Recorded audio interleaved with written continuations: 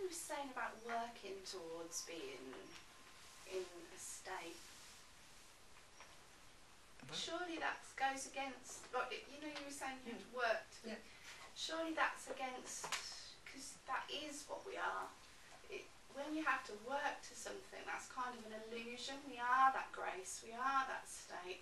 We've kind of forgotten that, but it's more trying to just reopen our eyes to remember what we are, rather than trying to work to be something. We are that, aren't we? We're not separate from being. Yes, it's a little bit of a paradox that you have to work towards what you are. But it's really working towards what you're not, or back from what you're not, to realise what you are.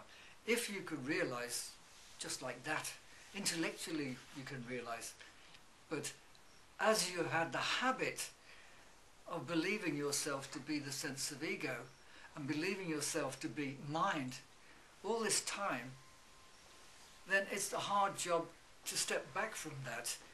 You keep getting caught up and caught up, but every time you catch yourself, all right, step back and look, who am I?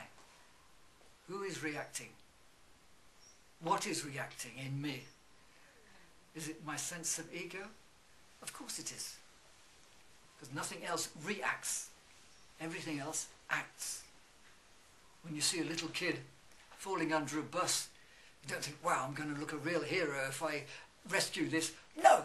You grab the kid, you pull it out, and you do it not because of any ego sense at all, because it is life doing it through you.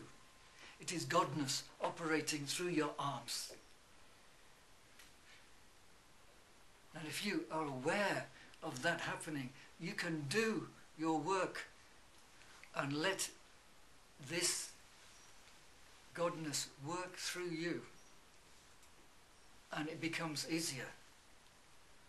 After I've done a hard day in the garden, I say, you've done a great job here, God. Why have I got an aching back?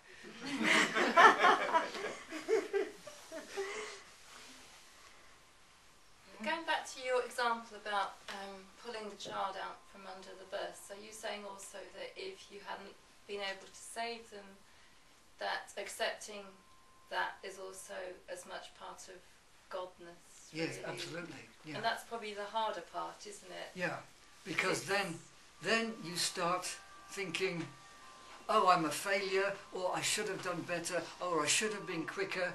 And this is going back to the inverse sense of ego, the self put down, because people have put you down from the teachers upwards, telling you you're useless, you're no good, and so you buy into that, which is not the reality at all.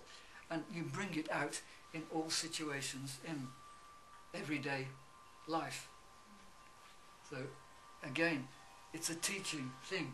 How do I accept this fact that I was not able to save the child? This is the way it is. This is the way everything operates. This was supposed to happen for my inner education.